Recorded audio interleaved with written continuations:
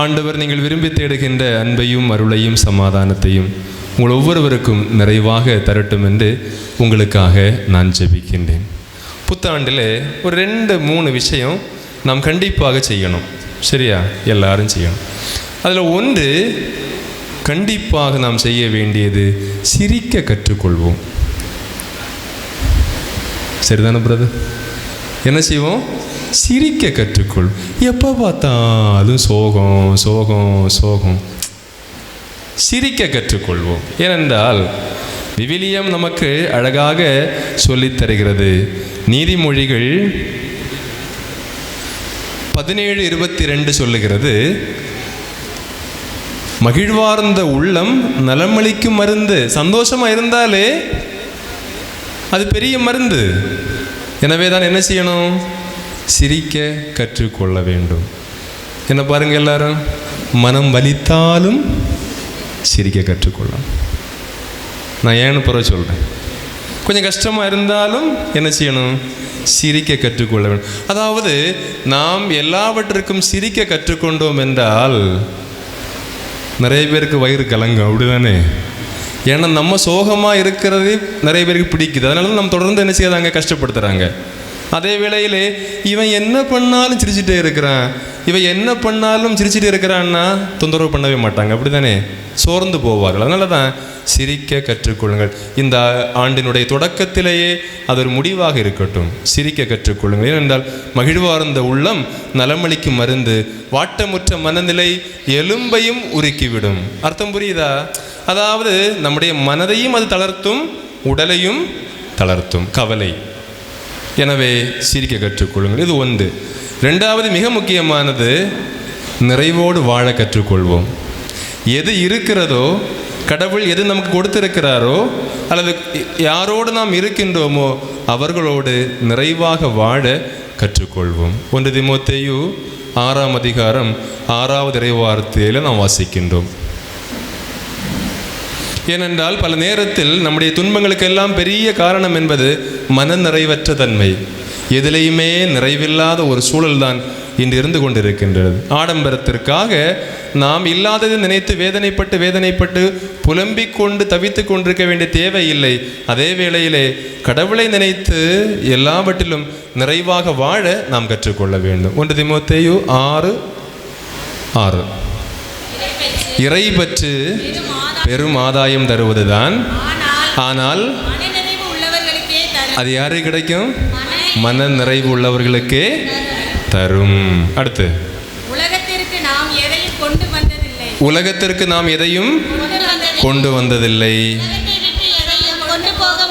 யாராவது எடுத்துட்டு போவீங்களா? அதாவது உலகத்தை விட்டு செல்லுகின்ற பொழுது எதையும் நாம் எடுத்து செல்வதும் இல்லை. அடுத்து, எனவே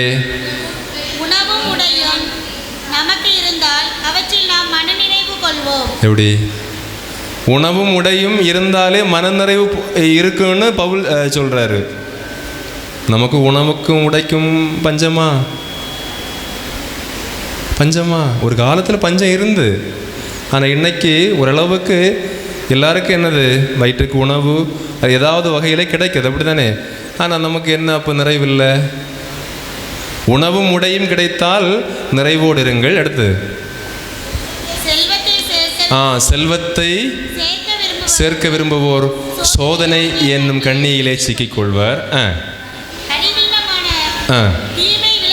அதாவது வேண்டா வேலையில் எல்லாத்திலுமே விழுவாங்க.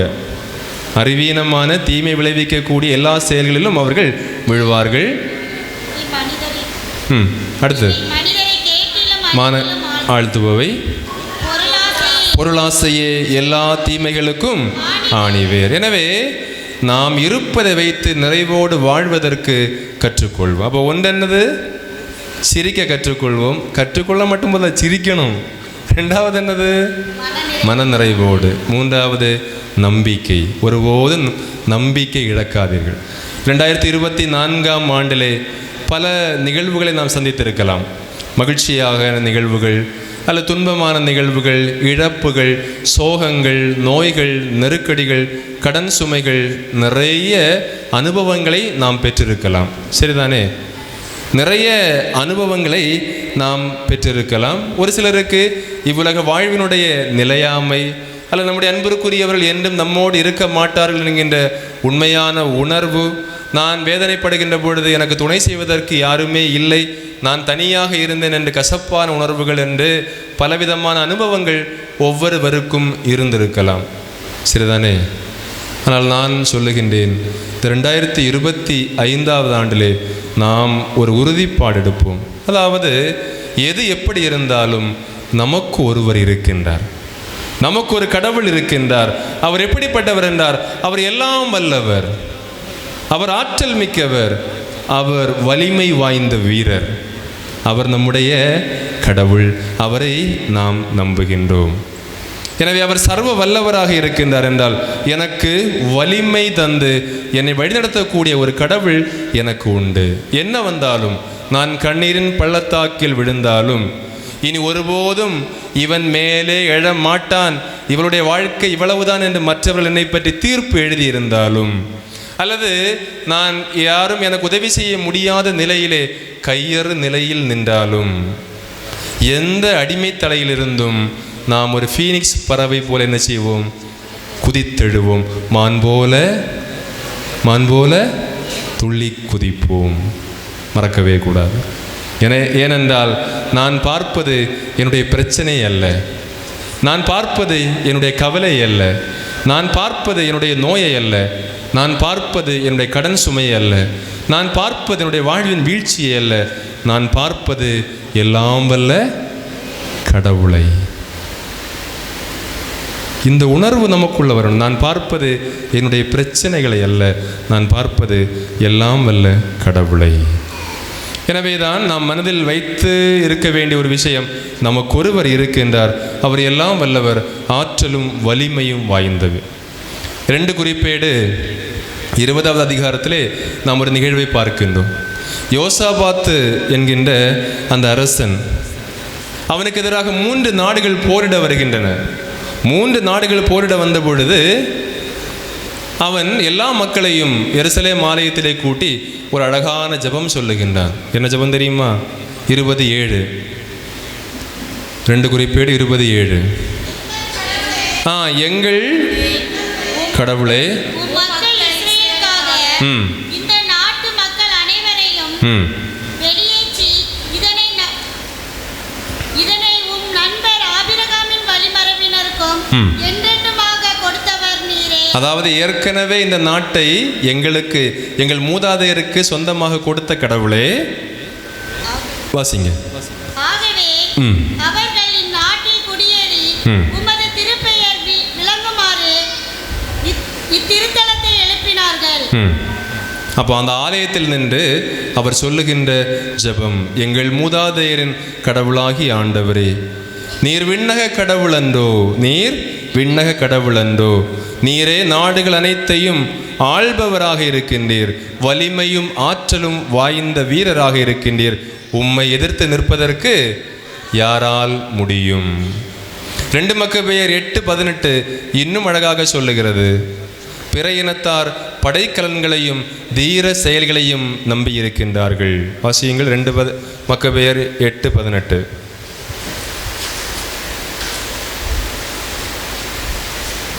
பிற இனத்தார் படைக்கலன்களையும் தீர செயல்களையும் நம்பியிருக்கின்றனர். நாமோ நம் எதிரிகளையும் ஏன் உலகம் அனைத்தையும் ஒரு தலை அசைப்பால் அழிக்கவல்ல எல்லாம் வல்ல கடவுளை நம்பியிருக்கின்றோம். எனவேதான் நமக்கு ஒரு கடவுள் இருக்கின்றார், நாம் நம்பிக்கை இழக்க வேண்டிய தேவையே இல்லை. எரேமியா 20:11 இன்னும் நமக்கு சொல்லி தருகிறது. எல்லாரும் சேர்ந்து சொல்லுவோம், ஆண்டவர் வலிமை வாய்ந்த வீரரை போல என்னோடு இருக்கின்றார். ஆண்டவர் வலிமை வாய்ந்த வீரரை போல என்னோடு இருக்கின்றார். எனவே என்னை துன்புறுத்துவோர் இடறி வீழ்வார்கள், அவர்கள் வெற்றி கொள்ள மாட்டார்கள், அவர்கள் விவேகத்தோடு செயல்படவில்லை, அவர்களின் அவமானம் என்றும் நிலைத்திருக்கும், என்றும் நிலைத்திருக்கும், அது மறக்கப்படாது. மறக்கப்படாது. Praise the Lord. Praise the Lord. எல்லாரும் praise the Lord. Praise the Lord. இயேசுவுக்கே புகழ், இயேசுவுக்கே புகழ், இயேசுவுக்கே நன்றி. இயேசுவுக்கே நன்றி. மரியே வாழ்க. மரியே வாழ்க. இப்போ செப்பனியா 3:17 இன்னும் நமக்கு அழகாக சொல்லித் தருகிறது. உன் கடவுளாகி ஆண்டவர் உன் நடுவே இருக்கின்றார். உன் கடவுளாகி ஆண்டவர் உன் நடுவே இருக்கின்றார். அவர் மாவீரர், மீட்பு அளிப்பவர். உன் பொருட்டு அவர் மகிழ்ந்து களி கூறுவார். தன் அன்பினால் உனக்கு புத்துயிர் அளிப்பார். உன்னை குறித்து மகிழ்ந்து பாடுவார். எனவே நமக்கு ஒரு கடவுள் இருக்கின்றார். நாம் அஞ்ச வேண்டிய தேவையில்லை.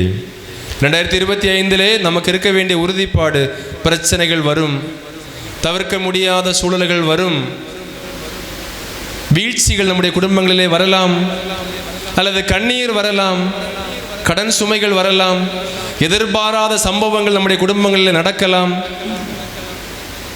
அல்லது இழப்புகளை நாம் சந்திக்கலாம். எது எப்படி இருந்தாலும் நாம் தோல்வி அடையவே மாட்டோம். ஏனென்றால் நமக்கு ஒரு கடவுள் இருக்கின்றார். நாங்கள் தலை குனிய மாட்டோம்.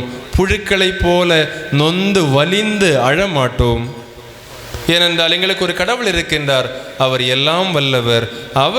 அவரை மிஞ்சி எங்களுடைய வாழ்க்கையிலே எதுவும் இல்லை என்ற உறுதிப்பாடு நமக்குள்ளே வந்தால் போதும்.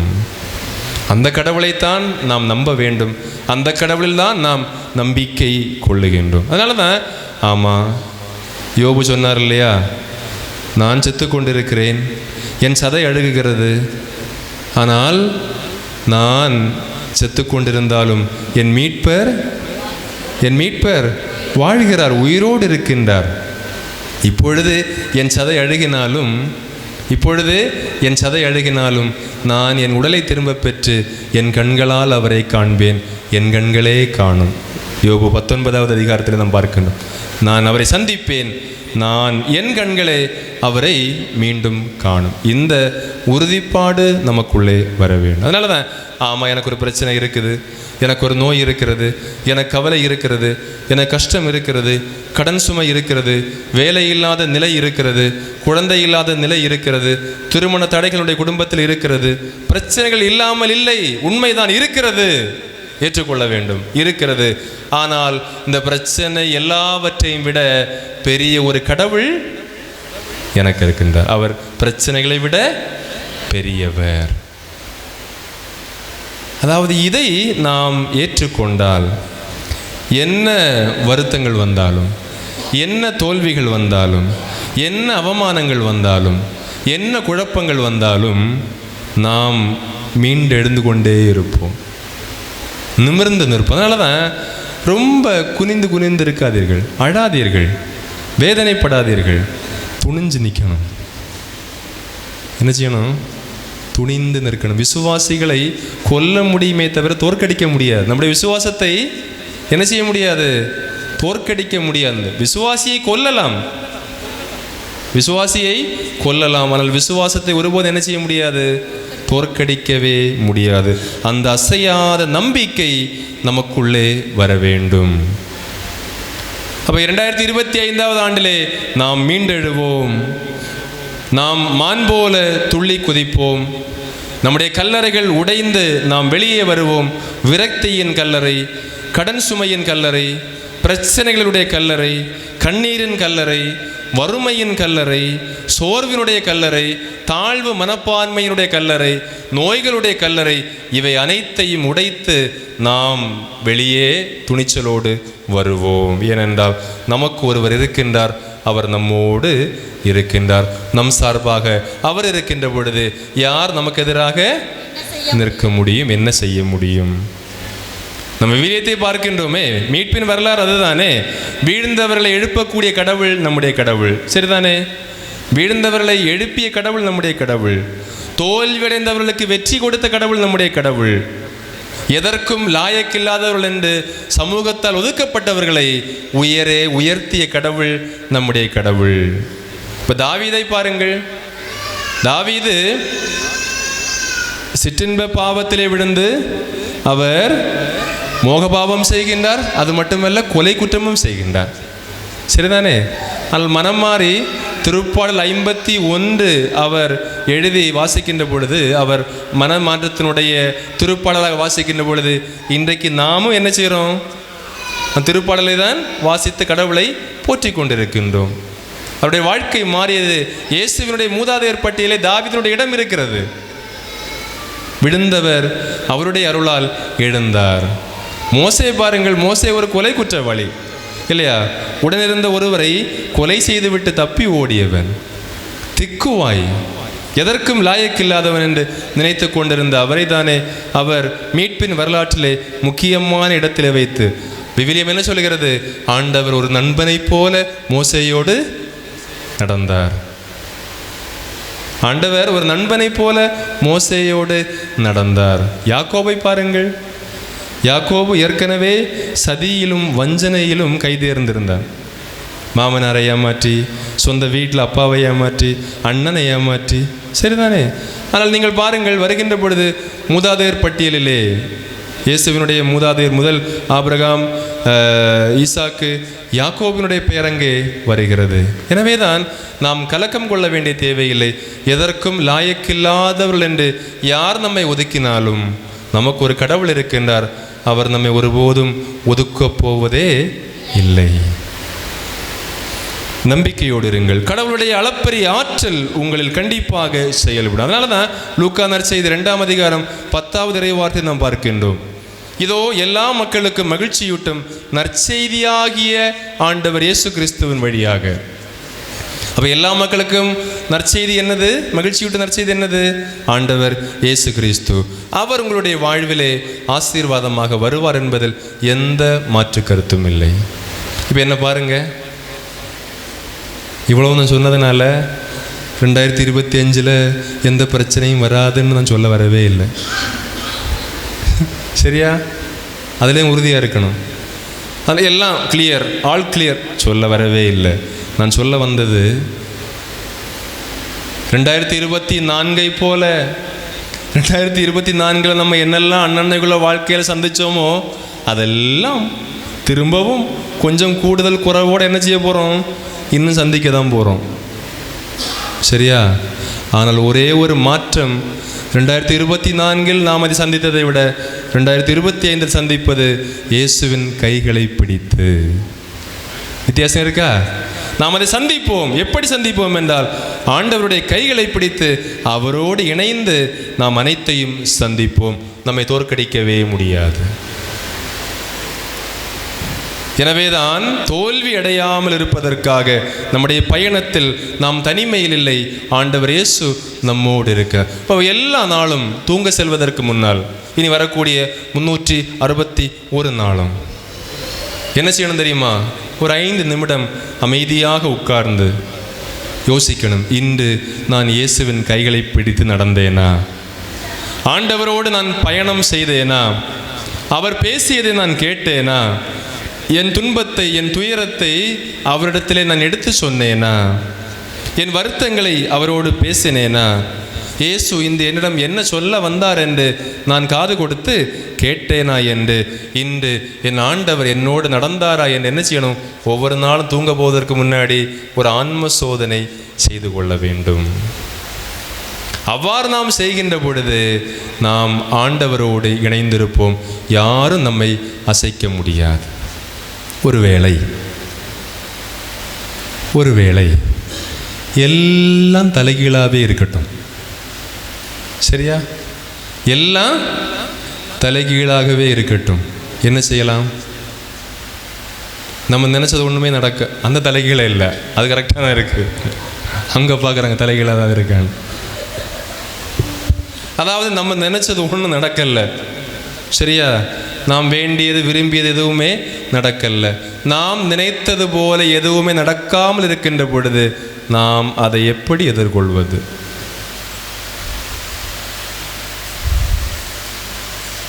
எப்படி எதிர்கொள்ளும்?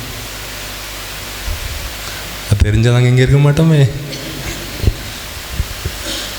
நான் ஒரு நிகழ்வு சொல்கிறேன். அதாவது எப்போதும் நாம் நினைப்பது தான் நடக்க வேண்டும் என்று இல்லை. நடக்காமல் இருந்தாலும் அதை ஏற்றுக்கொள்ளக்கூடிய மனப்பக்குவம் நமக்குள்ளே வரணும். ஒரு ஃபாதர் 35 வருஷத்துக்கு முன்னாடி பஸ்ஸில் போயிட்டு இருக்கும்போது வேற ஒரு பஸ் வந்து இடித்து ஆக்சிடெண்ட், பெரிய விபத்து. அவருக்கு முதுகுத்தண்டு உடைந்தது. 3 மாதம் வேலூர் சிஎம்சி மருத்துவமனையிலே உயிருக்கு போராடி கொண்டிருந்தார். மருத்துவர்கள் சொன்னார்கள் வெறும் 3 மாதம்தான் ஃபாதர் உயிரோடு இருப்பார், அதுக்கு பிறகு அவர் கிடைக்க மாட்டார் என்று. மக்கள் எல்லாம் வெளியில் உட்கார்ந்து ஜெபித்து கொண்டிருந்தார்கள். எங்கள் ஃபாதர் எழும்பி நடக்காட்டாலும் பரவாயில்லை, அவர் உயிரோடு இருக்கணும். ஏனென்றால் அவர் குருவாகி வெறும் 3 ஆண்டுகள் தான் ஆகியிருந்தது 35 வருஷத்துக்கு முன்னாடி. மிக துடிப்போடு இளைஞர் மத்தியிலே ஏராளமான பணிகளை செய்த ஒரு அருள் தந்தை. அப்போ அவர் படுத்திருக்கும்போது 3 மாதத்திலே மருத்துவ சிகிச்சை எல்லாம் நடந்து பெற்று முடிந்தது. அவருக்கு உயிருக்கு எந்த பிரச்சனையும் இல்லை, அவரை காப்பாற்றி விட்டார்கள். 3 மாதம் கழித்து அவரை ரூமுக்கு கொண்டு வராங்க. ரூமுக்கு கொண்டு வரும்போது உடன் ஒரு செவிலி பெண் நர்ஸை வேலைக்கு வைக்கிறாங்க. அவள் காலையில் வருவா, சாயங்காலம் அந்த அம்மா திரும்பி போவோம் வீட்டுக்கு. ஃபாதருக்கு என்னன்னா அப்போ மூட் அவுட் ஆகும். நம்ம நினைப்போம் இல்லையா, நான் நினச்சது ஒன்றுமே நடக்கலையே. ஏன்னா அவரால் எழும்ப முடியாது, முதுகுத்தண்டு உடைஞ்சாச்சு, யாருடைய உதவி இல்லாமலும் அவரால் எதுவுமே செய்ய முடியாது. அப்படிப்பட்ட ஒரு நிலையிலே அவர் மனதிற்குள்ளே அழுகின்றார். சில நேரத்தில் வாய் விட்டு கதறுகின்றார், எனக்கு ஏன் இப்படி ஒரு நிலைமை, நான் என்ன பாவம் செய்தேன் ஆண்டவரே, நீர் அழைத்து தானே நான் வந்தேன், உம்முடைய பணிக்காகத்தானே நான் வந்தேன், நீர் தானே என்னை குருவாக மாற்றினீர், நான் ஏன் இப்படி படுக்க வேண்டும், நான் அப்படி என்ன பாவம் செய்தேன். நான் இப்போ சொல்லுவேன் இல்லையா, சில கேள்விகளுக்கு கூட்டினாலும் பெருக்கினாலும் கழித்தாலும் வகுத்தாலும் பதில் கிடைக்காது. அவருக்கும் அப்படி தான். எல்லா நாளும் வேதனை வரும்போது ஓன்னு கத்துவார், ஏன் எனக்கு இப்படி, ஏன் எனக்கு இப்படின்னு அவருக்கு புலம்பிகிட்டே இருந்தார். இப்போ அன்னைக்கு காலையில் அவருக்கு பயங்கரமான மூட் அவுட், முகம் எல்லாம் சோகமாக இருக்குது. இருந்தாலும் என் நிலைமை இப்படி ஆயிடுச்சு அப்படின்னு வேதனையோடு படுத்திருக்கிறார். அந்த பெண் உள்ளே வருகிறார். வந்த பெண் குட் மார்னிங் ஃபாதர் அப்படின்னு சொன்னார். அவர் திரும்பியே பார்க்கல. ஃபாதர் குட் மார்னிங், திரும்பியே பார்க்கல. பக்கத்தில் போய் அவரை தட்டி ஃபாதர் குட் மார்னிங்னு சொன்னோன்னே கையை தட்டி விட்டார். கையை தட்டி விட்டார். இந்த அடம் பிடிக்கிற குழந்தைகள் இருக்குல்ல, அந்த மாதிரி. பிள்ளை என்ன கோவமா, என்னாச்சு அப்படின்னு இந்த பெண் பேச்சு கொடுக்க தொடங்குகிறாள். அவர் ஏற்கனவே வெறுப்பில் இருக்கிறார், கடுப்பில் இருக்கிறாரு, பேச்சு கொடுக்க தொடங்குறாரு. அடுத்தவ கேட்டா, ஃபாதர் ஏன் சோகமாக இருக்கிறீங்க, நான் ஒரு கேள்வி உங்கள்கிட்ட கேட்கட்டுமா. அவர் எதுவும் பேசாமல் இருக்கும்போது இந்த அம்மா கேட்டது, ஃபாதர் நீங்கள் ஏன் ஃபாதரா நீங்கள். அவர் என்ன மனநிலையில் இருக்கிறாரு, இந்த அம்மா என்ன ஃபாதர் நீங்கள் ஏன் ஃபாதரா நீங்கள் அப்படின்னு கேட்ட உடனே அவர் என்ன நினச்சாரு தெரியாது.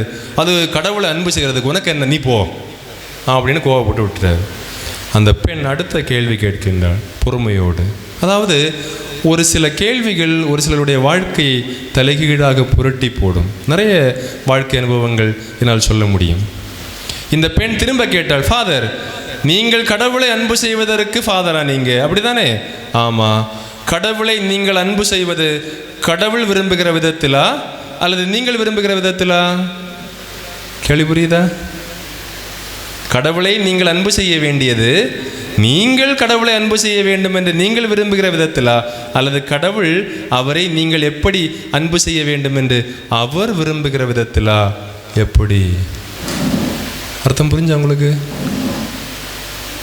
அவருக்கு சுருக்குன்னு குத்துச்சு, சைலண்ட் ஆயிட்டார், பேசவே இல்லை.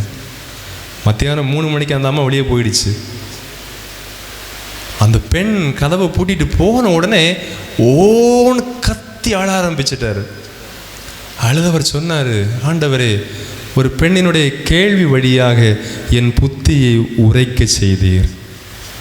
நான் குறைபட்டு கொண்டேன், நான் புலம்பி தள்ளினேன், நான் வேதனைப்பட்டு நொந்து போனேன்.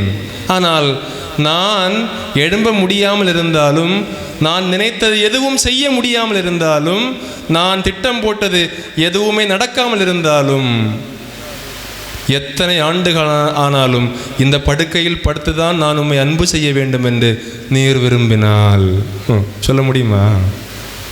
அதாவது இந்த படுக்கையில் படுத்துதான் நான் உம்மை அன்பு செய்ய வேண்டும் என்று நீர் விரும்பினால் நான் அதற்கு தயார். அவ்வாறு உம்மை அன்பு செய்வதற்கு உம்முடைய அன்பிற்காக நான் அதை செய்ய தயார். ஆனால் ஒரே ஒரு நிபந்தனை, இறந்து உயிர்த்தெழுகின்ற பொழுது உம்முடைய மடியிலே இருக்க வேண்டும். அன்புமிக்கவர்களே, 35 வருஷம் ஆயிடுச்சு. ஃபாதர் இப்போ இருக்கிறார். நீங்கள் அவர் முகத்தை பார்த்தீங்கன்னா எழும்ப முடியாது, அவருக்கு யாருடைய உதவி இல்லாமல் எதுவும் செய்ய முடியாது. முதுகுத்தண்டு உடைந்து பெல்ட் போட்டு விட்டுருக்கு, படுத்திருப்பார். அவருடைய முகத்தை பார்த்தால், முழு நிலவை பார்த்தால் எவ்வளவு பிரகாசமாக இருக்குமோ அந்த அளவுக்கு பிரகாசமாக இருக்கும். இப்போ சொல்லுங்க, தலைகீழாக மாறினா என்ன பண்ணணும்? ஒரு ஃபாதர் என்ன ஆசை? ஃபாதராகி மக்களுக்கு பணி செய்யணும். ஆனால் இங்கே என்னது? படுக்கையை விட்டு எழும்ப முடியாது.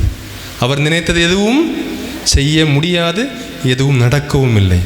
ஆனாலும் அவர் மகிழ்ச்சியாக இருக்கிறார் என்றால் என்ன சொல்கிறாரு? நான் கடவுளை அன்பு செய்வது இப்படித்தான் செய்ய வேண்டும் என்று கடவுள் விரும்புகிறார் என்றால் நான் அதை ஏற்றுக்கொள்கிறேன். அதனால தான் திரும்பவும் சொல்கிறேன், நடக்கிறது நடக்கட்டும், வருவது வரட்டும், போவது போகட்டும், மிஞ்சுவது மிஞ்சட்டும், நான் துணிச்சலோடு இருப்பேன், நான் மகிழ்ச்சியாக இருப்பேன். ஏனென்றால் எனக்கு ஒருவர் இருக்கின்றார், அவர் எல்லாம் வல்ல கடவுள். அப்படி நாம் சொல்லி படிக்கணும். அதனால தான் மார்க்கு நற்செய்தி 4ஆம் அதிகாரம் 40வது இறைவார்த்தையை பார்க்கின்றோம். மார்க்கு நற்செய்தி 4ஆம் அதிகாரம் 40வது இறைவார்த்தை. பின்பு அவர் அவர்களை நோக்கி, ஏன் அஞ்சுகிறீர்கள்? உங்களுக்கு இன்னும் நம்பிக்கை இல்லையா என்று கேட்டார். உங்களுக்கு இன்னும் நம்பிக்கை இல்லையா? அவர்கள் பேரச்சம் கொண்டு காற்றும் கடலும் இவருக்கு கீழ்ப்படுகின்றவரே, இவர் யாரோ? அதாவது ஏன் அஞ்சுகிறீர்கள், உங்களுக்கு நம்பிக்கை இல்லையா? மார்க் 5:36.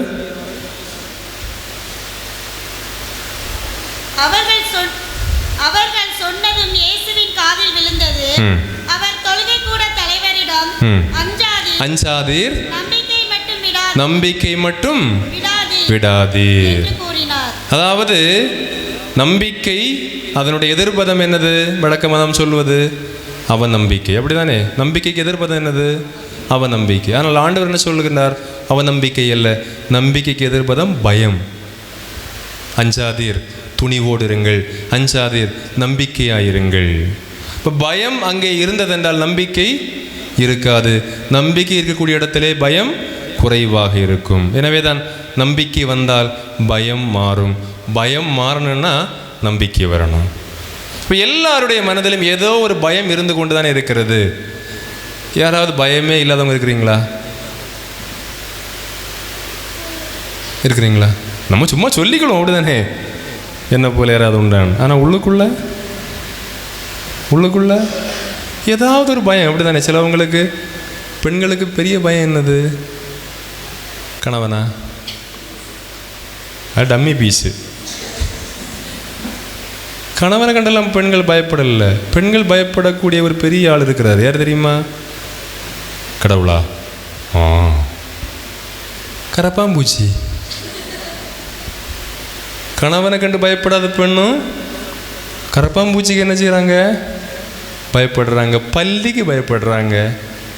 நான் அந்த பயத்தை பற்றி பேச வரவில்லை. வாழ்வினுடைய பயங்கள், எதிர்காலத்தை பற்றிய பயம் இருக்கிறது, நோய்களை பற்றிய பயம் இருக்கிறது, மக்களை பற்றிய கவலை பயம் இருக்கிறது, அல்லது குடும்பத்தினுடைய வறுமையை பற்றிய கவலை இருக்கிறது, வருமானத்தை பற்றிய, வேலையை பற்றிய, வேலை இல்லாத நிலையை பற்றிய பயம் இருக்கிறது.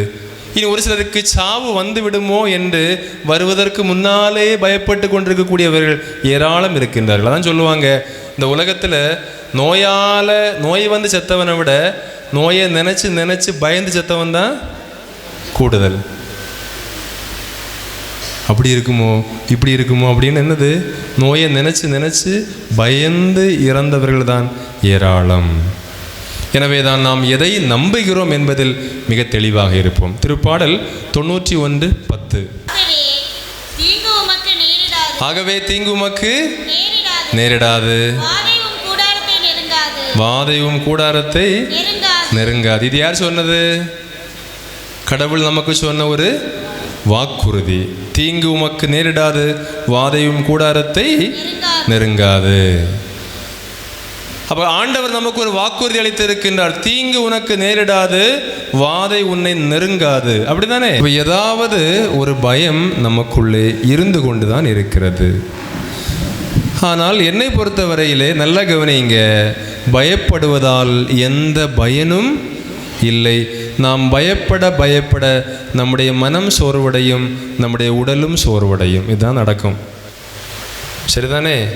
இப்போது வயிறு வலியாக இருக்குது, உடனே இப்போ உள்ள பிள்ளைகள் என்ன பண்ணுவாங்க? டாக்டர்லாம் போக மாட்டாங்க, கூகுள் ஃபோன் எடுத்து சர்ச் பண்ணுவாங்க, ஸ்டொமக் பெயின், ஒரு வலி.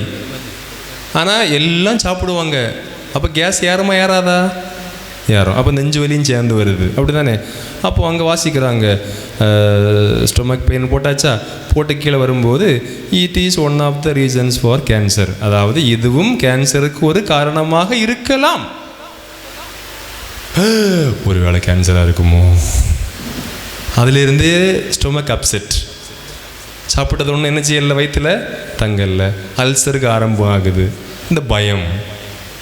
எனவே தான் நாம் எதற்கு பயப்படுகின்றோம் அல்லது எதை நம்புகின்றோம் என்பதில் தெளிவாக இருக்க வேண்டும். பயப்படுவதால் எந்த பயனும் இல்லை என்பதுதான் என்னை பொறுத்தவரையிலே உண்மை. எனவே தான் நாம் கொள்ளுகின்ற நம்பிக்கை நமக்கு ஒரு தைரியம். நம்முடைய விசுவாசம் நமக்கு தைரியம். Faith is a confidence. நம்முடைய விசுவாசம் நமக்கு என்ன தரணும்? மன தைரியத்தை தரணும். திருப்பாடல் 3வது அதிகாரம் 4, 5, 6, 7, 8 இறைவார்த்தை. சீக்கிரம் வாசிப்போம், எல்லாரும் வாசிப்போம். எடுங்க. நான் உரத்த குரலில் ஆண்டவரிடம் மன்றாடுகிறேன், அவர் தமது திருமலையிலிருந்து எனக்கு பதிலளிப்பார். நான் படுத்துறங்கி விழித்தெழுவேன், ஏனெனில் ஆண்டவரே எனக்கு, நான் படுத்துறங்கி விழித்தெழுவேன், ஏனெனில் ஆண்டவரே எனக்கு ஆதரவு. என்னை சூழ்ந்திருக்கும் பல்லாயிரம் பகைவருக்கு நான் அஞ்ச மாட்டேன். ஆண்டவரே எழுந்தருளும், என் கடவுளே என்னை மீட்டருளும். என் எதிரிகள் அனைவரையும் கன்னத்தில் அறையும், பொல்லாரின் பல்லை உடையும். விடுதலை அளிப்பவர் ஆண்டவர், அவரது மக்களுக்கு ஆசி வழங்குவாராக. இப்போ நமக்கு ஆண்டவர் ஆதரவாக இருக்கு. நான் சொன்னேன் இல்லையா, நமக்கு ஒருவர் இருக்கின்றார், அவரே நமக்கு ஆதரவு. நான் அஞ்ச மாட்டேன். அதனால தான் தீரவே தீராது என்று நினைத்த எத்தனையோ பிரச்சனைகள் முடிவுக்கு வரலையா? வரவே இல்லையா? வந்திருக்கு. மனித வாழ்க்கையிலே எல்லா பிரச்சனைகளுக்கு என்ன உண்டு? கண்டிப்பாக முடிவு உண்டு. ஒருவேளை இப்போது நம்முடைய கண்முன்னே அந்த பிரச்சனைக்கு முடிவு காணவில்லையாக இருக்கலாம். ஆனால் ஒருபோதும் முடியாத அளவிற்கு எந்த பிரச்சனைக்கும் முடிவு இல்லாமல் இல்லை. அது எப்படியாவது வரும். முடிவு உண்டு, முடிவு வரணும், முடிவு வந்தே தீரணும். ஏனென்றால் ஆண்டவர் நமக்கு ஆதரவு. திருப்பாடல் 16:8 சொல்லுகிறது, ஆண்டவரை எப்போதும். அப்போ முதல்ல என்ன பார்த்தோம்? ஆண்டவர் நமக்கு ஆதரவு. இப்போ எப்படி? ஆண்டவரை எப்போதும் என் கண் முன்னே வைத்துள்ளேன், அவர் என் வலப்பக்கம் உள்ளார், எனவே நான் அசைவுறேன். ஆண்டவரை நான் என் கண்முன் வைத்திருக்கின்றேன். நான் சொன்னேன் இல்லையா, என்னுடைய பிரச்சனையை நான் பார்க்கவில்லை, என்னுடைய கடன் சுமையை பார்க்கவில்லை, என்னுடைய குழப்பங்களை பார்க்கவில்லை, என்னுடைய வறுமையை நான் பார்க்கவில்லை, என்னுடைய வேலை இல்லாத நிலையை நான் பார்க்கவில்லை, என் குடும்பத்தின் தேவையை நான் பார்க்கவில்லை. நான் பார்ப்பதெல்லாம் என் கண் முன்னால் இருக்கக்கூடிய கடவுளை, ஆண்டவரை என் கண் முன்னால் வைத்திருக்கின்றேன். அவர் என் வலப்பக்கத்தில் நிற்கின்றார், எனவே நான். அடுத்து, என் இதயம் அக்களிக்கின்றது, என் உள்ளம் மகிழ்ந்து. எப்போ? ஆண்டவர் என் கண் முன்னால் நான் வைத்தபோது, அவர் என் வலப்பக்கத்தில் நின்றபோது, நான் அசைவுறாமல் இருந்த பொழுது எனக்கு மகிழ்ச்சி வந்தது. சரிதானே? அதனால தானே ரோமையர் 8வது அதிகாரம் 31 நாம் வாசிக்கிறோம், கிறிஸ்துவின் அன்பினின்று நம்மை பிரிப்பது எது? பழைய பாட்டு ஒன்று இல்லை, கிறிஸ்துவின் அன்பினின்று நம்மை பிரிப்பவன் யார்? ரோமியர்க்கு திருமுகம் 8வது அதிகாரம் எடுங்க, 31 வாசிங்க. இதற்கு மேல் நாம் என்ன சொல்வோம்? கடவுள் நம் சார்பாக நிற்கும் பொழுது நமக்கு எதிராக நிற்பவர் எல்லாரும் என்ன பாருங்க, கடவுள் நம் சார்பாக நிற்கும் பொழுது நமக்கு எதிராக நிற்பவர் யார்? நமக்கு எதிராக நிற்பவர் யார் என்று நான் கேட்டேன் என்றால், ஒரு நபர் இடத்துல வந்து உங்கள் வீட்டில் அப்படி இருக்குது இப்படி இருக்குது, அவங்க உங்களை பற்றி அதை சொன்னாங்க இதை சொன்னாங்கன்னு சொல்லும்போது நீங்கள் சொல்லணும், அவங்களை எல்லாரையும் விட எனக்கு ஒரு கடவுள் இருக்கின்றார். இதுதான் உறுதிப்பாடு, இதுதான் நம்பிக்கை, இதுதான் விசுவாசம். அதை விட்டுட்டு மனம் அலைபாய்ந்து மீண்டும் மீண்டும் நாம் குழப்பங்களுக்குள்ளே போனோம்னா ஒரு காலம் நம்மால் நிம்மதியாக இருக்க முடியாது, சிரிக்கவும் முடியாது. கடவுளை நினைத்து மற்றவர்களை நாம் என்ன செய்வோம்? தேவையற்ற காரியங்களை விட்டு விடுவது. கடவுளை நினைத்து மற்றவருடைய வார்த்தைகளை நாம் கவனிக்காமல் இருப்பது, மோசமான வார்த்தைகளை உள்ளெடுக்காமல் இருப்பது. கடவுளை நினைத்து அவர் நமக்கு இருக்கின்றார் என்கின்ற நிறைவிலே மற்றவர்களை மன்னிப்பது. எனவே ஆண்டவர் நம் சார்பாக நிற்கின்ற பொழுது நமக்கு எதிராக யார் நிற்க முடியும்? இனி மனம் கலங்கி நிற்கக்கூடிய நேரத்திலே நமக்கு ஒரு ஆறுதல். திருப்பாடல் 18, 28, 29 ரொம்ப அழகான ஒரு இறை வார்த்தை. அதாவது எனக்கு மனக்கலக்கமாக இருக்குது, எப்போதும் மனம் அங்கலாய்த்து கொண்டே இருக்கிறது அப்படின்னு நீங்கள் நினச்சிங்கன்னா உங்களுக்கு ஆறுதல். திருப்பாடல் 18, 28.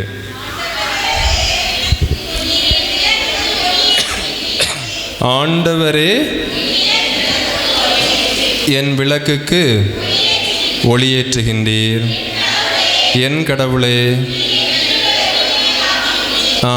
என் இருளை ஒளிமயமாக்குகின்றீர். எப்படி? என் விளக்குக்கு ஒளியேற்றுகின்றீர், என் கடவுளே நீர் என் இருளை ஒளிமயமாக்குகின்றீர். அதாவது நான் முதல்ல சொன்னேன் இல்லையா, ஒரு விஷயத்தை நாம் ஏற்றுக்கொள்ள வேண்டும். ஆம், எனக்கு ஒரு ஓடி ஒளியக்கூடாது. நமக்கு ஒரு பிரச்சனை என்னென்னா ஓடிட்டே இருப்போம், அங்கே போனால் நல்லா இருக்கும், இங்கே போனால் நல்லா இருக்கும், அப்படி இல்லை இப்படி இல்லை இப்படி இல்லை, ஓடி ஒளியக்கூடாது. பிரச்சனை இருக்கிறது என்பதை ஏற்றுக்கொள்ளணும். ஆமாம், இருள் இருக்கிறது. இருள் இல்லை என்று சொல்லக்கூடியதல்ல, இருள் இருக்கிறது என்பதை ஏற்றுக்கொள்வது. என்னுடைய வாழ்க்கையிலே இருள் இருக்கிறது என்பதை எப்படி கண்டுபிடிக்கிறது? கடன் இருக்கிறது, தவறான உறவுகள், சந்தேகங்கள், அவமானம், கோபம், வெறுப்பு, வைராக்கியம், கவலை, நோய், கண்ணீர், தொழில் நஷ்டம், பாவம், ஜெபிக்க இயலாமை என்று பல்வேறு இருள் நம்மிலே இருக்கிறது இல்லையா? ஆனால் விவிலியம் என்ன சொல்லுகிறது? திருப்பாடல், ஆண்டவரே என் விளக்கிற்கு ஒளியேற்றுகின்றார், என் இருளை அவர் ஒளிமயமாக மாற்றுகின்றார். எனவே ஆண்டவர் எனக்கு இருள் அகற்றுபவராக வருகின்றார். எதுவும் முடிவல்ல, முற்றுப்புள்ளி என்று எதுவுமே கிடையாது. இன்று உலகம் முடிந்தது போன்று தோன்றினாலும் நாம் நம்பி சொல்ல வேண்டியது எதுவும் எதற்கும் முடிவு குறிக்கப்படவில்லை. ஏனென்றால் ஆண்டவர் எனக்கு ஒளியாக இருக்கின்றார். அவர் என் விளக்கிற்கு, என் இருளை அகற்றி என் விளக்கிற்கு ஒளியேற்றுவார். அடுத்த வார்த்தை அழகானது, வாசிங்க. ஆண்டவரே உம் துணையுடன் எப்படையும் நான் நசுக்குவேன், என் கடவுளின் துணையால். அதுக்கு அர்த்தம் என்ன? எம் மதிலையும் தாண்டுவன் அர்த்தம் என்ன? உம் துணையுடன் நான் எப்படையும் நசுக்குவேன், என் கடவுளின் துணையால் எம் மதிலையும் தாண்டுவேன். எம் மதில்னா மதில்னா என்ன? மதில் மதில் பெரிய கோட்டை சுவர் இல்லையா? அதுதான் மதில் சுவர். எம் மதிலையும் நான் கடவுளின் துணையால் தாண்டுவேன். இப்போ நீங்கள் பாருங்கள், ஒரு பெரிய கோட்டை சுவர் இருக்கு, பக்கத்தில் நிற்கிறோம், நல்ல முயற்சி பண்ணிகிட்டே இருக்கிறோம், சாட முடியுமா? முடியுமா? பக்கத்தில் நிற்கிறோம், உயரமான மதில், முயற்சி பண்ணிகிட்டே இருக்கிறோம், சாட முடியுமா? முடியுமா? முடியாது. அப்படி தானே? பக்கத்தில் நின்று சாடினா என்ன செய்ய முடியாது? சாட முடியாது. இனி பக்கத்தில் நின்று நான் முயற்சி செய்து சாட முடியவில்லை என்பதற்காக மதிலை கடக்க முடியாதுன்னு அர்த்தமா? கடக்க முடியாதுன்னு அர்த்தமா? இல்லை. எப்படி கடப்பது சொல்லுங்க? அதாவது மதில் இருக்கிறது, நான் பக்கத்தில் நிற்கிறேன், தாவி தாவி பார்க்கிறேன், என்னால் என்ன செய்ய முடியலை, அதை குதிக்க முடியவில்லை, தாண்ட முடியவில்லை. ஆனால் எனக்கு தெரியும், நான் பக்கத்தில் நின்று குதிக்க முயற்சி எடுப்பதால், பக்கத்தில் நிற்பதால் என்னால் முடியவில்லை என்பதற்காக மதிலை தாண்ட முடியாது என்ற அர்த்தம் இல்லை என்று எனக்கு தெரியும். ஆனால் நான் கண்டிப்பாக தாண்ட வேண்டும். எப்படி தாண்டுவது? எப்படி தாண்டுறது சொல்லுங்க? எப்படி தாண்டணும்?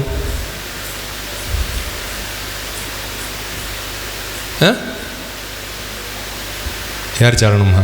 ஏணி வச்சு ஏற்றணுமா? அதாவது எவ்வளவு பெரிய சுவராக இருந்தாலும் கொஞ்சம் பின்னாடி போய், சரிதானே, பின்னாடி வந்து அளவு பார்த்து கரெக்டாக சாட முடியாதா? முடியும், தாண்ட முடியும். எனவே தான் நாம் கடக்க இயலாததென்று ஒன்றுமே இல்லை. நம்முடைய கடவுளின் துணையால் நான் எந்த மதிலையும் என்ன செய்ய முடியும்? தாண்ட முடியும். அதுதான் நம்முடைய நம்பிக்கை. அதனால தான் கொஞ்சம் பின்னாடி வந்து கரெக்டாக அளவு பார்த்து நான் குதித்தேன் என்றால் கண்டிப்பாக எம்மதிலையும் நான் தாண்ட. அதனால தான் பொறுமை அவசியம். பொறுமை. யாக்கோபு 1:19, அன்பர்களே கேட்பதில் வேகம். அதுக்கு அர்த்தம் என்ன? கேட்பதில் வேகம் என்ன? நிறைய கேட்கணும். நம்ம என்ன சொல்லுவோம்? சீக்கிரம் சொல்லி, எனக்கு கேட்க நேரம் இல்லை. நிறைய கேட்கணும். பேசுவதில் சினங்கொள்வதில் தாமதம். ஆனால் அந்த ரெண்டில் தான் டக்கு டக்கு டக்குன்னு நம்ம என்ன செய்கிறோம்? விழுந்துட்டே இருக்கிறோம். கேட்பதில் வேகம், பேசுவதிலும் சினங்கொள்வதிலும் தாமதம். புத்தாண்டில் அதுவும் ஒரு தீர்மானமாக இருக்கட்டும். நிறைய கேளுங்க. பிள்ளைகள் பேசுகிறது கேளுங்க, வயசானவங்க பேசுகிறது கேளுங்க, கணவன் மனைவி பேசுகிறது கேளுங்க, குடும்ப உறுப்பினருக்கு பேசுகிறது கேளுங்க, நண்பர்கள் பேசுகிறது கேளுங்க. நீங்கள் மட்டும் பேசிகிட்டே இருக்காதீங்க. அதே வேளையிலே பேசுவதிலும் சினம் கொள்வதிலும் தாமதம். நம்ம அளவாக பேசணும். கோபத்தை என்ன செய்யணும்? கட்டுப்படுத்தணும். எனவே தான் நாம் பொறுமையோடு இருக்க வேண்டும். எனவே நம்பிக்கையால் மட்டும்தான் நம்முடைய பயம் மாறும். இதில் எந்த சந்தேகமும் இல்லை. திருப்பாடல் 27:1 சொல்லுகிறது, ஆண்டவரே என் ஒளி, அவரே என் மீட்பு, யாருக்கு நான் அஞ்ச வேண்டும்? ஆண்டவரே என் உயிருக்கு அடைக்கலம், யாருக்கு நான் அஞ்சி நடுங்க. ஆனால் என்ன பிரச்சனைன்னா, இப்போ இவ்வளவு துணிச்சலோடு பைபிள் வாசிக்கிற நீங்கள் வெளியே போய் பாடும்போது ஒரு பாட்டு உண்டு, ஆண்டவரே என் ஒளியாக இருக்கிறார். கேட்டுறீங்களா? கேட்டது இல்லையா? எல்லாம் இதுக்கு மேலே நீங்கள் ஆண்டவரே என்ன ஒன்று ஒன்று ஒன்று அந்த இசையோடு அங்கே போகும் அது. ஆனால் உள்ளுக்குள்ளே என்ன இருக்கும்? என்ன இருக்கும்? ஒரு பயமும் அதிர்ச்சியும் இருந்து கொண்டது. எனவே தான் துணிச்சலோடு நில்லுங்கள். ஆண்டவர் என் உயிருக்கு அடைக்கலம், யாருக்கு நான் அஞ்ச வேண்டும்? நீ என்ன செய்ய முடியும்? 27:3 எனக்கு எதிராக ஒரு படையே பாளையம் இறங்கினும் என் உள்ளம் அஞ்சாது. எனக்கு எதிராக போர் எழுந்தாலும் நான் நம்பிக்கையோடு. இது வெறும் வார்த்தைகள். நான் ஏதோ உங்களை உசுப்பேத்துறதாக சொல்லக்கூடிய வார்த்தைகள் அல்ல. நான் என்னுடைய வாழ்க்கையிலிருந்து சொல்லக்கூடிய வார்த்தைகள். நாம் சார்பாக கடவுள் நிற்கின்ற பொழுது யார் என்ன செய்ய முடியாது? எதிர்த்து நிற்கவே முடியாது. 27:5 ஏனெனில் கேடு வரும் நாளில் அவர் என் தம் கூடாரத்தில் மறைத்து வைப்பார், தம் கூடாரத்தினுள்ளே என்னை ஒளித்து வைப்பார், குன்றின் மேல். எவ்வளவு அழகான வார்த்தை! நல்லா இருக்கு இல்லையா? கேடு வரும் நாளில் எனக்கு ஒருவர் இருக்கின்றார், அவர் என்னை தம் கூடாரத்தில் மறைத்து வைப்பார், தம் கூடாரத்தினுள்ளே ஒளித்து வைப்பார், குன்றின் மேல் பாதுகாப்பாக என்னை வைப்பார். எனவேதான் நம்பிக்கையால் மட்டும்தான் பயம் மாறுமே தவிர, the power of positive thinking, புத்தகம் வாசிப்பதால் பயம் என்ன செய்யாது?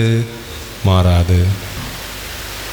நிறைய பேர் அப்படி நினைக்கிறாங்க, பவர் ஆஃப் பாசிட்டிவ் திங்கிங் வாசித்தா சரி, பயத்தை போக்குவது எப்படி, எளிதில் பயத்தை மாற்றுவது எப்படின்னு யாரோ எழுதின புத்தகத்தை வாசித்தால் போதும் பயம் மாறும் என்றல்ல. மாறும். ஒரு புத்தகம் இருக்கிறது, the old man and the sea, சரியா, கிழவனும் கடலும், தமிழில் இருக்குது, NCBH அந்த புத்தக பதிப்பகத்தினர் போட்டுக்கிறாங்க. கிழவனும் கடலும் கிடைச்சா வாங்கி வாசிங்க, அருமையான புத்தகம். ஏனென்றால் அந்த புத்தகம் வாழ்க்கையை மாற்றியது போல வேறு எந்த புத்தகமும் நிறைய பேர் வாழ்க்கையை மாற்றவில்லை.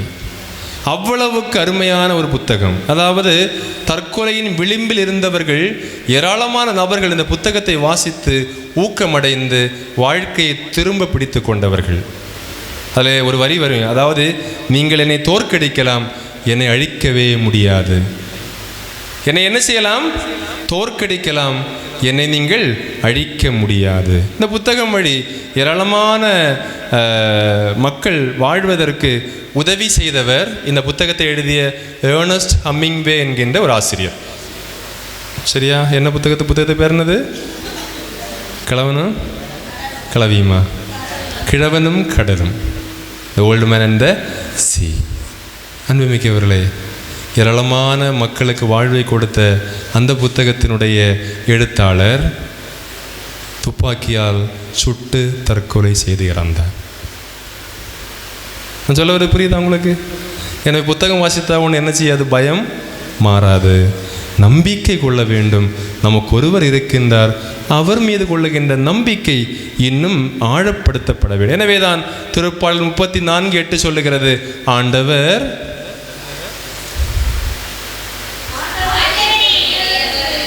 எத்துணை இனியவர் என்று சுவைத்து பாருங்கள். ஆண்டவர் எத்துணை இனியவர் என்று சுவைத்து பாருங்கள். அவரிடம் அடைக்கலம் புகுவோர் பேறு பெற்று. அப்போ நான் என்ன சொன்னேன் முதல்ல? நமக்கு ஒரு கடவுள் இருக்கின்றார், அவர் எல்லாம் வல்லவர், அவர் உன்னதராக இருக்கின்றார், ஆற்றல் வாய்ந்தவராக இருக்கின்றார், எப்போதும் நம்மோடு நடக்கின்றார். அடுத்து என்ன சொன்னேன்? அவரே நமக்கு ஆதரவு. அடுத்து என்ன சொன்னேன்? அவர் நம்முடைய இருளை அகற்றுகின்றார். அடுத்து நமக்கு நம்பிக்கை தருகின்றார். நம்பிக்கையால் தான் பயம் மாறும் என்றால், ஆண்டவரால் பயம் மாற வேண்டும் என்றால், ஆண்டவர் எத்துணை இனியவர் என்று சுவைத்து பாருங்கள். அப்போ இதயத்தினுடைய பயத்தை மாற்றுவதற்கு கடவுள் ஒருவரால் மட்டுமே முடியும். எனவேதான் நீங்கள் எதை பற்றியும் கவலைப்பட வேண்டாம். யோசுவா 1:5 வார்த்தை சொல்லுகிறது, வாசியுங்கள். யோசுவா 1:5. உன் வாழ்நாள் முழுவதும் எந்த மனிதனும் உன்னை எதிர்த்து நிற்க மாட்டான். உன் வாழ்நாள் முழுவதும் எந்த மனிதனும் உன்னை எதிர்த்து நிற்க மாட்டான். மோசேயோடு இருந்தது போல உன்னோடும் இருப்பேன். உன்னை கை நெகிழ மாட்டேன். கை நெகிழ மாட்டேன், கைவிட மாட்டேன். Very good. 1:9.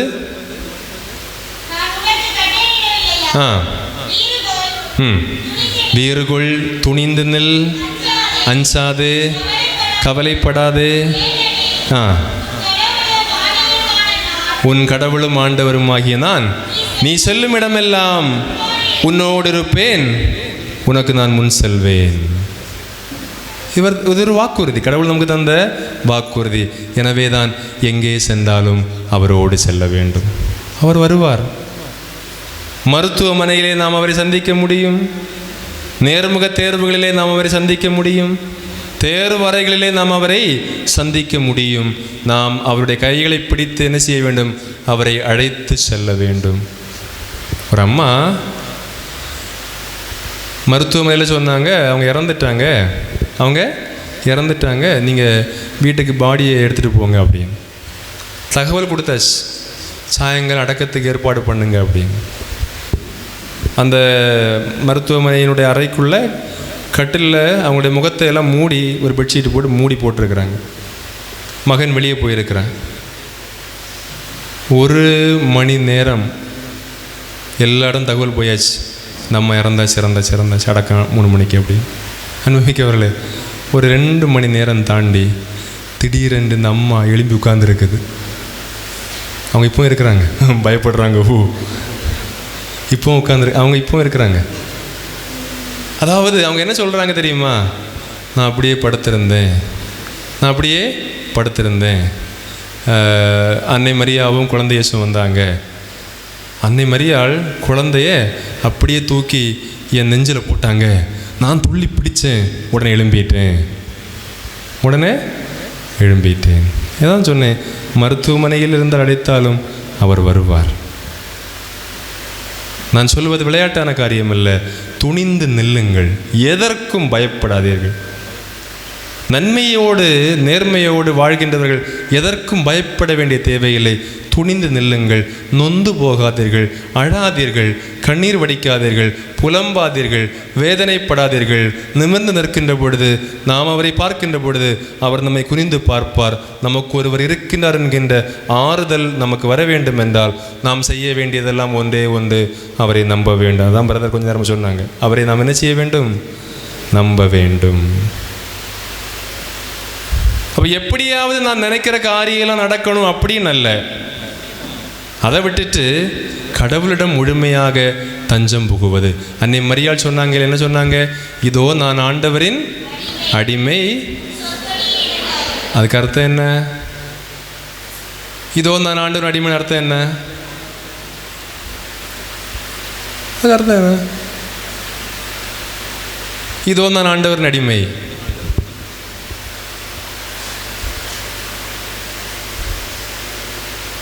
சில ஆட்கள் பார்க்குறாங்க, நாங்கள் எங்கே இருக்கோம்? இதோ நான் ஆண்டவர் அடிமைன்னா, அடிமைக்கென்று சொந்த விருப்பு வெறுப்பு எதுவுமே கிடையாது. அரசனுடைய கட்டளைகளை தான் அவர் என்ன செய்ய வேண்டும்? கேட்க வேண்டும். அவர் சொல்வதைத்தான் செய்ய வேண்டும். அவருடைய வாய்மொழியாகத்தான் அடிமை செயல்பட வேண்டும். சொந்தமாக விருப்பு வெறுப்பு இல்லை. அதனால தான் இதோ நான் ஆண்டவரின் அடிமை என்று அன்னை மரியாள் சொன்னதை கேட்கும்போது சந்தோஷமாக இருக்குது. நம்மால் ஏன் சொல்ல முடியலன்னு புரியுதா? ஏன்னா நம்மளும் அடியில் ஐடியா வச்சுருக்கிறோம். அது மட்டும் இல்லை, நான் நினச்சது நடக்கணும். அடிமைக்கென்று சொந்த விருப்பு வெறுப்பு கிடையாது. இப்போ கடவுளை கொஞ்சம் சீரியஸாக எடுப்போம். இந்த 2025ஆம் ஆண்டில் கொஞ்சம் கூட என்ன செய்வோம்? சீரியஸாக எடுப்போம். 24 மணி நேரமும் அவர் கைப்பிடித்து நடப்போம். 1 மணி நேரமாவது அவருக்காக ஒதுக்குவோம். ஒரு நாளில் 1 மணி நேரமாவது அவருக்காக ஒதுக்குவோம். ஆபிரகாம் லிங்கன்ல ஒரு ஃபோன் வருகிறது. அவருக்கு ஃபோன் எடுத்து சொன்னார், நான் கொஞ்சம் பிஸி, முக்கியமான ஒரு ஆளுக்கிட்ட நான் பேசிகிட்டு இருக்கிறேன் அப்படின்னு ஃபோனை வச்சுட்டார். அப்போ ஃபோன் பண்ணின நபர் மிகப்பெரிய அதிபராக இருக்கக்கூடியவர். எனவே அரை மணி நேரம் தாண்டி திரும்ப ஆபிரகாம் லிங்கன் அவருக்கு ஃபோன் பண்ணுறாரு. அப்போ அவர் கேட்குறாரு, என்னை விட முக்கியமான நபர் நீங்கள் யார்கிட்ட பேசிகிட்டு இருந்தீங்க அப்படின்னு. அப்போது ஆபிரகாம் லிங்கன் சொல்லுகின்றார், I had an appointment with an very important person. நான் ஜெபித்து கொண்டிருந்தேன், என் கடவுளோடு பேசி கொண்டிருந்தேன். எனவே தான் இந்த 2025ஆம் ஆண்டிலே கடவுளை கொஞ்சம் சீரியஸாக எடுப்போம். நம்முடைய நம்பிக்கை இன்னும் ஆழப்படுத்தப்படட்டும். நம்முடைய நம்பிக்கை பயங்களற்ற நம்பிக்கையாக, ஒரு மன தைரியம் கிடைக்கக்கூடிய நம்பிக்கையாக இருக்கட்டும். அதனால தானே திருப்பாடல் 34:4-5-6 சொல்லுகிறது, ஆண்டவர் பயம் போக்கக்கூடிய. வாசியங்கள் திருப்பாடல் 34:4-5-6. துணை வேண்டி நான் ஆண்டவரை மன்றாடினேன், அவர் எனக்கு மறுமொழி பகர்ந்தார்.